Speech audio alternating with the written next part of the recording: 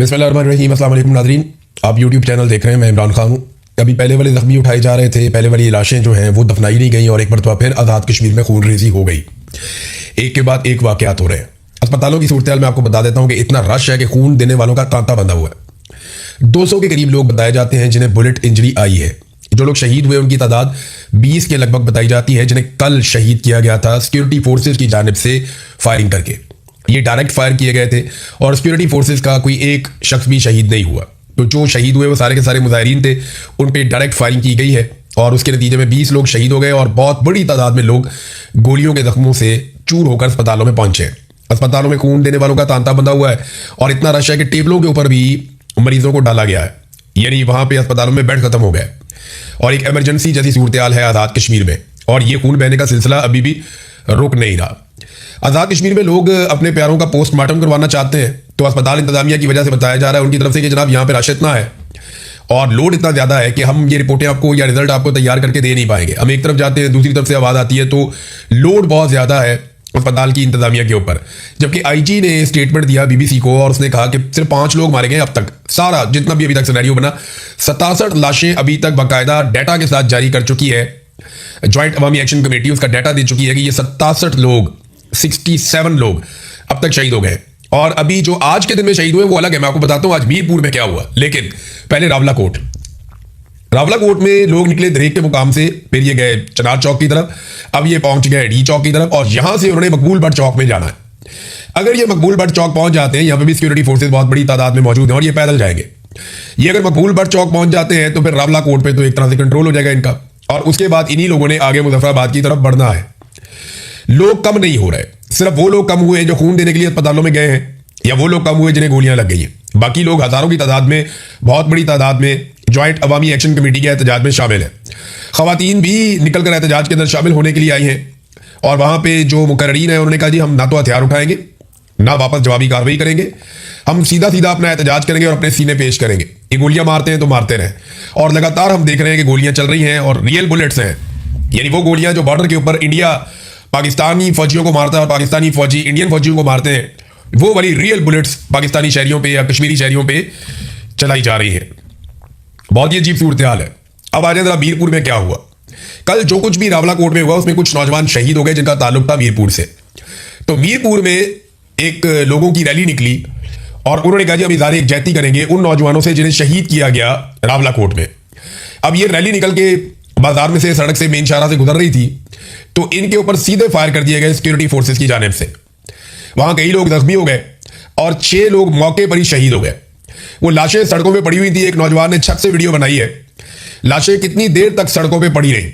वहां पे उन्हें उठाने वाला कोई नहीं था, लगातार फायरिंग हो रही थी, लोग जख्मी थे और वो तड़प तड़प के सड़क पे अपनी जान दे रहे थे। वहां पे लोग शहीद हो गए। 6 लाशें आकर उठाई सिक्योरिटी फोर्सेज के लोगों ने। ये नकाबपोश लोग थे, इन्हें पीछे से बुलवाया गया, सादा कपड़ों में मलबूस थे, नकाबपोश थे और ये डबल केबिन डाले और इस तरह की गाड़ियों में आए और उन्होंने इंसानों को जानवरों की तरह उठा के गाड़ियों में फेंका। वो जो डेड बॉडीज पड़ी हुई थी सड़कों पे, जो शहीद पड़े हुए थे, उनको उठा के गाड़ियों में फेंका और लेकर चले गए। अब कश्मीरी ये वाले मनाजिर देखने के बाद कह रहे हैं कि इसी तरह हमारी लाशें पहले भी गायब की गई हैं। यानी कुछ शोधा जो लाशें हमारे पास थी वो तो हमने दफना दी हैं, लेकिन कुछ लाशें जो हम बार बार मुतालबा करते रहे कि हमारे साथियों की लाशें हमारे हवाले की जाएं, जिन्हें अस्पताल से कब्जे में लिया गया या जिन्हें रात के अंधेरे में कब्जे में लिया गया, तो ये वादा किया गया था कि ये लाशें आपको वापस दी जाएंगी। इन्हें अमानतन दफनाया गया है और आपको ताबूत में डालकर देंगे, आप उनके लवाहिकीन को वो लाशें उनके हवाले कर दीजिएगा। ये वादा किया गया था जब मुज़ाकरात हो रहे थे। लेकिन अब लाशें उठाते कैसे हैं ये मनाजिर हमने सबने देख लिए। सड़क के ऊपर लोग पड़े हुए हैं और उन्हें गोलियां लगी हुई हैं और वो एक एक करके जान दे रहे हैं, शहीद होते जा रहे हैं। उसके बाद पीछे से सिक्योरिटी फोर्सेज की गाड़ियां आती हैं, सादा कपड़ों में नकाबपोश उतरते हैं, वो लाशें उठाकर गाड़ियों में डालते हैं और निकल जाते हैं। ये मनाजिर हम मकबूजा कश्मीर में भी नहीं हमने देखे कभी। जो मनाजिर हम इस वक्त आज़ाद कश्मीर में बदकिस्मती से देख रहे हैं। आसिफ मुनीर साहब की जो पॉलिसी है वो पाकिस्तान को वहां ले आई जो हम कभी सोच भी नहीं सकते थे। यानी इक़्तिदार की एक ख्वाहिश, हमेशा रहने की ख्वाहिश, कुर्सी मेरे से कोई ना ले पाए, मैं अपनी हुकूमतें बनाऊंगा, मैं पाकिस्तान को कंट्रोल करूंगा, मैं अपने लोगों को तरक्की दूंगा, अपने लोगों को आगे लेकर आऊंगा, तमाम इदारों में मेरे हमायती लोग बैठेंगे, मैं अपने तमाम मुखालिफिन को कुचल दूंगा, ये मुल्क वैसे चलेगा जैसे मैं चाहूंगा। ये जो ख्वाहिशात हैं, इन ख्वाहिशात ने बेड़ा गर्क कर दिया पाकिस्तान के पूरे स्ट्रक्चर का। आपकी तरक्की मुकम्मल तौर पर रुक चुकी है। पाकिस्तान के अंदर मईशत का पहिया जाम हो चुका है, बिल्कुल जरा सी भी मईशत आगे नहीं बढ़ रही। सरमायाकारी खत्म हो गई पाकिस्तान में। पाकिस्तान की आलमी सतह पर क्रेडिबिलिटी भी नहीं रही। इंसानी हकूक की पामालियों में पाकिस्तान का दुनिया में नाम बन रहा है। पाकिस्तान का पासपोर्ट बदतरीन पासपोर्ट की लिस्ट के अंदर चला गया है। सिर्फ आसिफ मुनीर की एक ताल्लुकदारी डोनाल्ड ट्रंप से बनी है और इसके नतीजे में अभी तक एक अमान मिली हुई है कि कोई हमें कुछ कहता नहीं है। जिस दिन डोनाल्ड ट्रंप का हाथ सर से उठ गया उसके बाद पूरी दुनिया सवाल पूछेगी, क्योंकि सवाल बहुत सारे इकट्ठे हो चुके हैं और एक सैलाब आएगा सवालों का जिनके जवाब फिर किसी के पास नहीं होंगे। नाज़रीन, ये आईजी ने जब कहा ना कि पोस्टमार्टम अगर नहीं होगा तो हम तो लाश ही नहीं मानेंगे, ये बड़ा सीरियस इशू बन गया। अब पोस्टमार्टम करवाने के लिए जाते हैं तो लाश गायब कर दी जाती है। उधर डॉक्टर कह रहे हैं जनाब हमारे पास इतना लोड है कि हम पोस्टमार्टम कर नहीं पा रहे, आपको रिपोर्टें कैसे बना कर दें। ये अब हालात हो गए हैं। और अभी जो ताज़ा लिस्ट जारी की गई है उसमें जो 6 लोग शहीद हुए मीरपुर में, उनके नाम शायद शामिल नहीं किए गए। तो मीरपुर में भी 6 लोग शहीद हो गए हैं और काफ़ी लोग जख्मी हुए हैं, उन्हें भी अस्पतालों में मुंतकिल किया गया है। पाकिस्तान की शारक था पूरा कश्मीर, अब अपनी शारक के ऊपर खुद ही छुरी चला रहे हैं और ये काम भी एक डिक्टेटर कर रहा है। हमेशा डिक्टेटर ने नुकसान पहुंचाया, आज फिर डिक्टेटर नुकसान पहुंचा रहा है। रियासत के मुंह को खून लग गया, ऐसा लगता है खून लग गया इनके मुंह को, और ये अब खून पिए बगैर इनका गुजारा नहीं होता।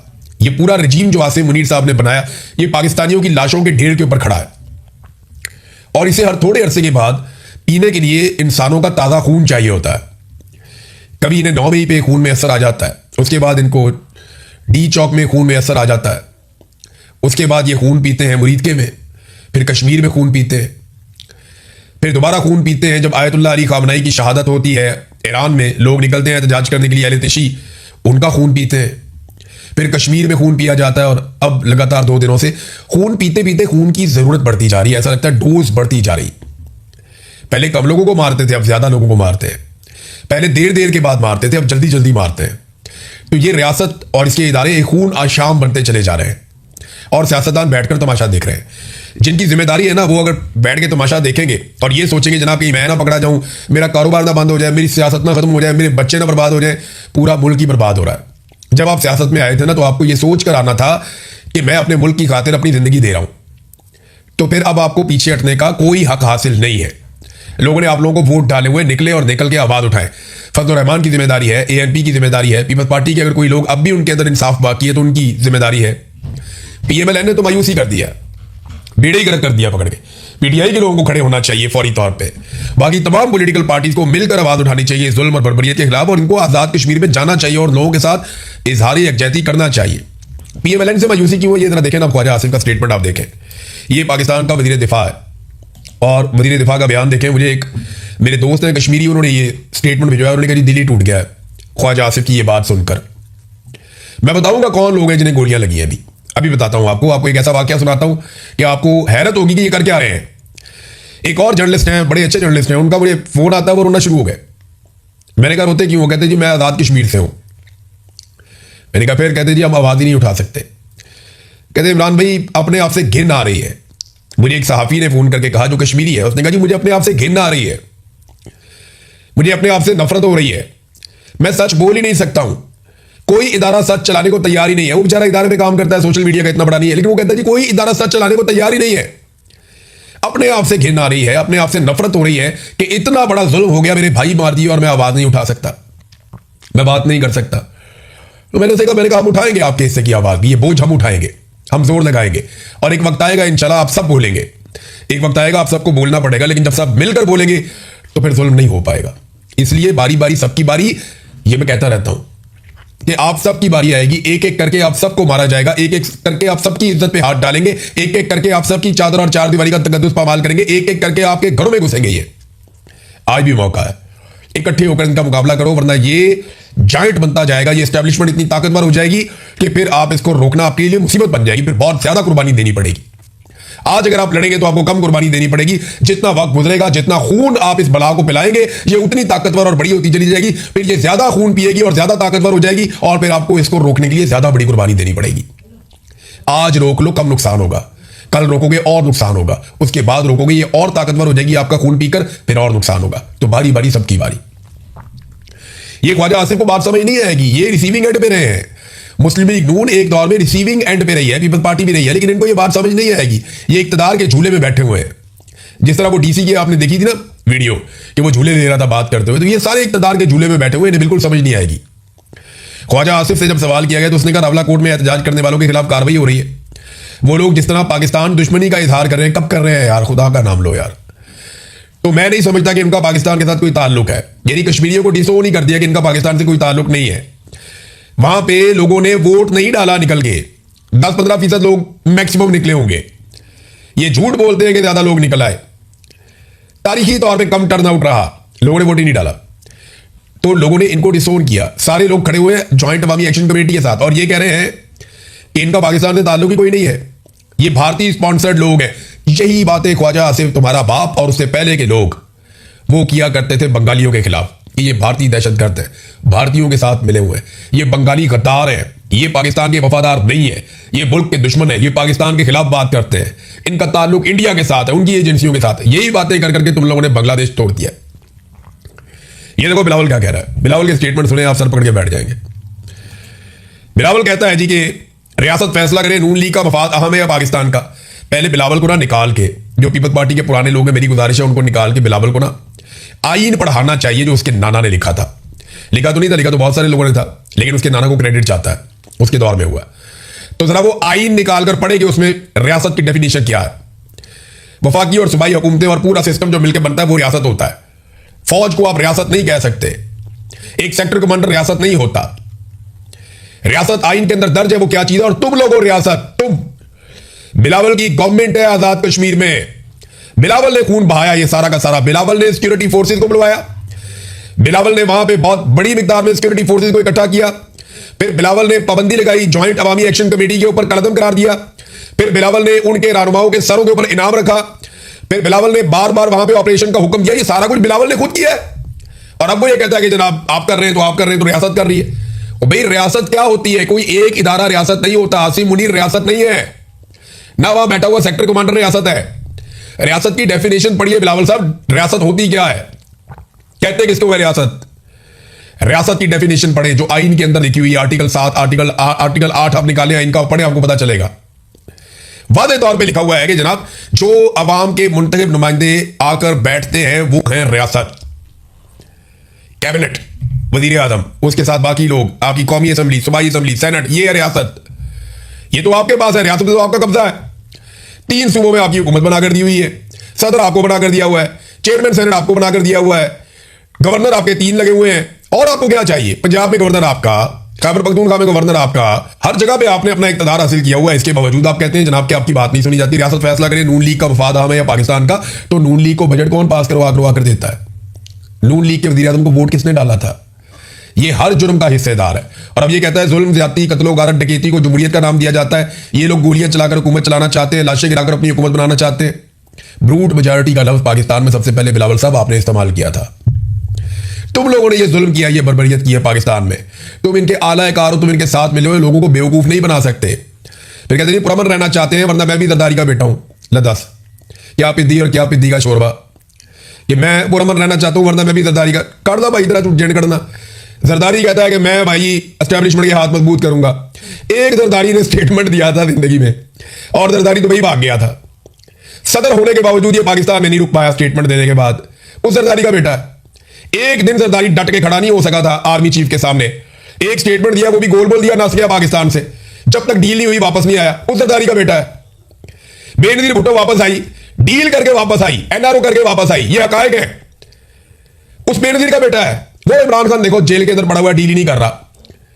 रोजाना तुम्हारे मालिक जाके वहां पे डील की दरखास्तें डालते हैं, मिन्नतें करते हैं, तरले करते हैं, वो डील ही नहीं कर रहा। ये फर्क है। बहादुरी के ड्रामे करने से कोई बहादुर नहीं बन जाता। बेनजीर की कुर्बानी अपनी जगह, भुट्टो की कुर्बानी अपनी जगह, लेकिन अयूब खान डैडी भी था तेरे नाना का। बेनजीर भुट्टो एक डिक्टेटर के साथ डील करके पाकिस्तान वापस आई थी, एनआरओ करके, याद है? यही जरदारी एक स्टेटमेंट दिया था ये जर्नैल के खिलाफ और उसके बाद पाकिस्तान से भाग गया था, वापस ही नहीं आ रहा था। याद है ना सारा कुछ? ये अपनी दफा सबको, मैं जरदारी का बेटा हूं। भाई जो जरदारी साहब ने सब कटिया तुम भी कर लो। उन्होंने भी जूते पॉलिश किए, आप भी जूते पॉलिश कर लें। अब एक और स्टेटमेंट बिलावल का देखें। वो कहते हैं जी धांधली की कहानी आज से शुरू नहीं हुई, हम कौमी मफाद में खामोश थे। केड़ा कौमी मफाद भाई? सारे ओहदे लेके कौमी मफाद। 3 गवर्नर अपने बना लिए, 3 वजीर आला अपने बना लिए, गिलगित बल्तिस्तान में हुकूमत ले ली, डिप्टी स्पीकर अपना बना लिया, सदर अपना बना लिया, चेयरमैन सेनेट अपना, और तानू की चाहिए भाईजान? और आपको क्या दे? कौमी मफाद नहीं, जाती मफाद में चुप हो तुम लोग। अगर कौमी मफाद होता तो आज पाकिस्तान में इतनी कौमी मफाद में मारंग बलोच को छुड़वा दो ना। दे मुतालबा करी तो मैं इस्तीफा देता हूं, रुला डालता हूं, मैं हुकूमत का साथ नहीं दूंगा, मारंग बलोच को बाहर निकालो, ईमान मदारी को बाहर निकालो, जो सियासी कैद जेल में रखे उनको बाहर निकालो। नहीं, ये नहीं करेगा। ये सिर्फ जाती मफाद के लिए और कुछ भी नहीं है। सिर्फ कहानियां सुनाना जानते हैं ये लोग। ख्वाजा आसिफ को देख लो, बिलावल को देख लो, एक ही सिक्के के दो रुख है ये। इनमें कोई फर्क नहीं है, बिल्कुल ये एक जैसे। आज बड़ी तकलीफ है ये जो कश्मीरियों के साथ किया गया, वाकई बहुत दुख वाली बात है, बहुत तकलीफ वाली बात है। मैं अब और बोलूंगा ना तो और कोई इस तरह के जुमले बोलूंगा और ज्यादा बात करूंगा, तो आप थोड़े को ज्यादा समझे। इन लोगों ने पाकिस्तान को एक चरागाह या शिकारगाह समझ लिया है और ये तबाही फेरते चले जा रहे। आपको मैं बताऊंगा अगले वीलॉग्स के अंदर कि पाकिस्तान की मईशत को ये कहां ले गए और ये जो अमेरिका के साथ बड़े बड़े ताल्लुकात के दावे करते हैं उसके बदले में हमें क्या मिला है, ये भी बताऊंगा मैं। अब तक के लिए इतने अपना ख्याल रखिएगा। अल्लाह हाफिज।